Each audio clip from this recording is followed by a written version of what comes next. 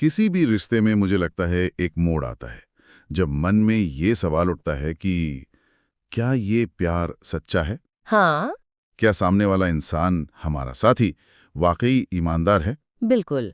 और ये सवाल बहुत स्वाभाविक है। हाँ, तो आज हमारे पास एक लेख है जो इन्हीं सवालों के जवाब में कुछ बहुत अ, मजबूत संकेत देता है। तो आज हम इन संकेतों की गहराई में उतरेंगे और समझेंगे कि ये किसी रिश्ते की सच्चाई के बारे में क्या बताते हैं। सही कहा। और ये समझना जरूरी है कि ये संकेत कोई एक दिन की बात नहीं है। नहीं। ये समय के साथ दिखने वाले पैटर्न है। कोई भी एक दिन अच्छा साथी बन सकता है, पर लगातार बने रहना ही वही असली बात है। बिल्कुल। तो चलिए शुरू करते हैं। लेख में 3 मजबूत स्तंभों की बात की गई है: विश्वास, सम्मान और भावनात्मक जुड़ाव। तो सबसे पहले नींव की बात करते हैं, सम्मान। सम्मान, हाँ। लेख में एक बहुत सीधी सी बात कही गई है कि एक समर्पित साथी आपके निर्णयों और सपनों का सम्मान करता है। ये सुनने में बहुत सीधा लगता है, पर असल जिंदगी में ये बहुत गहरा है ना? इसका मतलब सिर्फ ये कहना नहीं है कि हाँ, तुम कर सकते हो। नहीं, बिल्कुल नहीं।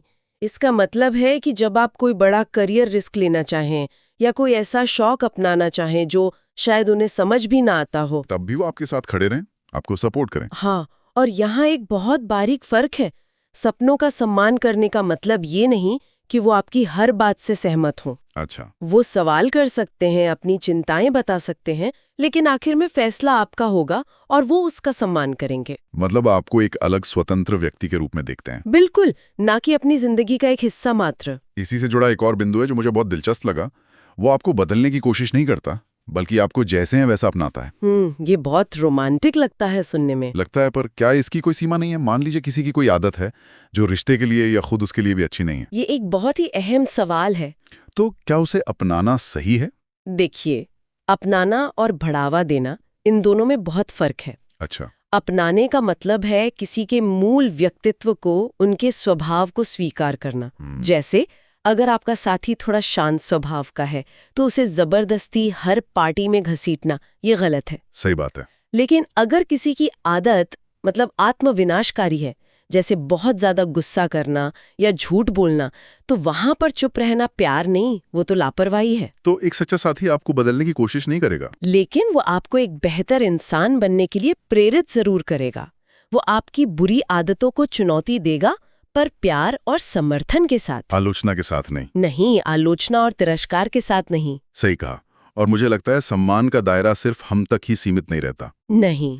लेख में कहा गया है कि सच्चा साथी आपके परिवार का भी आदर करता है। हाँ, और ये बहुत जरूरी है, क्योंकि जब कोई आपके परिवार का सम्मान करता है, तो वो असल में आपके अतीत का, आपकी जड़ों का, आपकी परवरिश का सम्मान कर रहा होता है। वो ये दिखा रहा होता है कि वो सिर्फ आपके आज से प्यार नहीं करते, बल्कि उस पूरी कहानी से जुड़ना चाहते हैं जो आपको बनाती है। और शायद यही भावनात्मक सुरक्षा वो जमीन तैयार करती जहां आप खुलकर बात कर सकते हैं, बिल्कुल, बिना किसी डर के।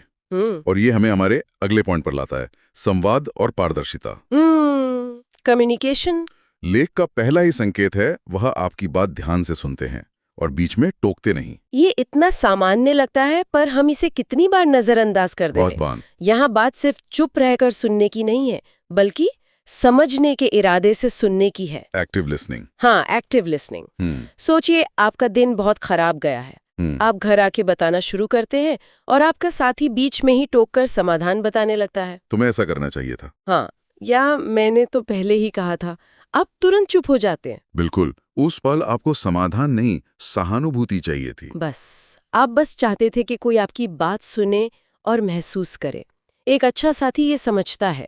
वो पहले सुनता है, फिर शायद पूछेगा, क्या तुम इस पर मेरी राय चाहते हो या सिर्फ अपना मन हल्का करना चाहते हो? ये छोटा सा सवाल बहुत बड़ा फर्क पैदा कर सकता है। बहुत बड़ा।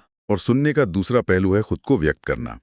लेख कहता है कि एक ईमानदार साथी आपसे अपनी बातें छुपाने के बजाय खुलकर साझा करता है। पारदर्शिता। लेकिन एक और बात जो मुझे बहुत महत्वपूर्ण लगी, वह है उनके शब्द और कर्म में समानता होती है। हाँ। मतलब वो जो कहते हैं वही करते हैं। हाँ, और ये भरोसे की नींव है। लेकिन यहाँ भी एक व्यवहारिक पहलू है।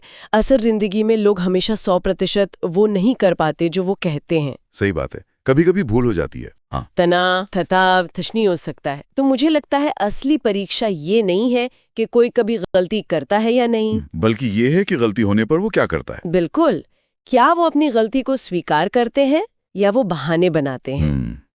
एक साथी जो कहता है माफ कर दो, मैंने कहा था पर मैं नहीं कर पाया, ये मेरी गलती है, वो उस साथी से कहीं ज्यादा भरोसेमंद है जो कभी गलती मानता ही नहीं। और शायद ये ईमानदारी सबसे ज्यादा तब परखी जाती है जब झगड़ा होता है। ओह हाँ, लेख का एक बिंदु है कि सच्चा प्यार तब दिखता है जब झगड़े के बाद भी बातचीत जारी रहती है। ये बहुत मुश्किल होता है। बहुत मुश्किल। झगड़े के वक्त तो लोग अक्सर बात करना ही बंद कर देते हैं, एक पत्थर की दीवार बन जाते हैं। हाँ। और ये रिश्तों के लिए बहुत हानिकारक है।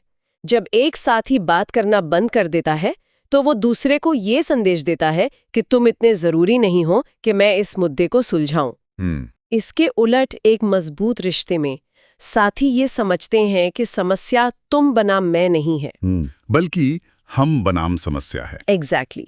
वो शायद झगड़े के तुरंत बाद बात ना करें, थोड़ा समय लें, लेकिन वो ये कहकर ब्रेक लेते हैं कि मुझे भी थोड़ा शांत होने की जरूरत है, पर हम इस बारे में बाद में जरूर बात करेंगे। ये दिखाता है कि उनके लिए रिश्ता अपनी नाराजगी से ज्यादा बड़ा है, अपने अहंकार से ज्यादा बड़ा है। सही। ये सब कुछ एक मजबूत भावनात्मक जुड़ाव की ओर ले जाता है, और ये हमें लाता है भावनात्मक सहारे पर। लेख में एक बहुत ही शक्तिशाली बात कही गई है।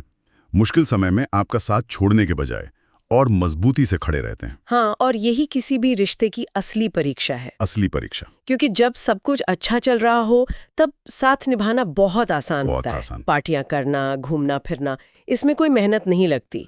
लेकिन जब आप मान लीजिए नौकरी खो देते हैं या कोई स्वास्थ्य समस्या आ जाती है, तब जो इंसान आपके पास रुकता है बिना किसी शिकायत के, वही आपका सच्चा साथी है। और ये सिर्फ बड़ी मुश्किलों की बात नहीं है ना? स्रोत के मुताबिक वे छोटी छोटी बातों में भी आपकी भावनाओं का ख्याल रखते हैं। बिल्कुल। और मुझे लगता है कि ये ज्यादा मायने रखता है। हाँ, रोजमर्रा की जिंदगी में। कोई आपके लिए एक महंगी घड़ी ले आए, वो अच्छा है, लेकिन कोई ये याद रखे कि आपको कॉफी कैसी पसंद है, या ये नोटिस करे कि आज आपका मूड खराब है और वजह पूछें, वो एक अलग ही स्तर का जुड़ाव दिखाता है। हाँ, इसे भावनात्मक तालमेल कहते हैं। ये दिखाता है कि आपका साथी आपके साथ प्रेजेंट है। वो सिर्फ शारीरिक रूप से आपके साथ नहीं है, बल्कि मानसिक और भावनात्मक रूप से भी जुड़ा हुआ है। और इसी से जुड़ा एक और सुंदर विचार लेख में है, अगर वे आपकी खुशियों को अपनी खुशी समझते हैं। ओ, ये वाला बिंदु मुझे बहुत पसंद है। मुझे भी।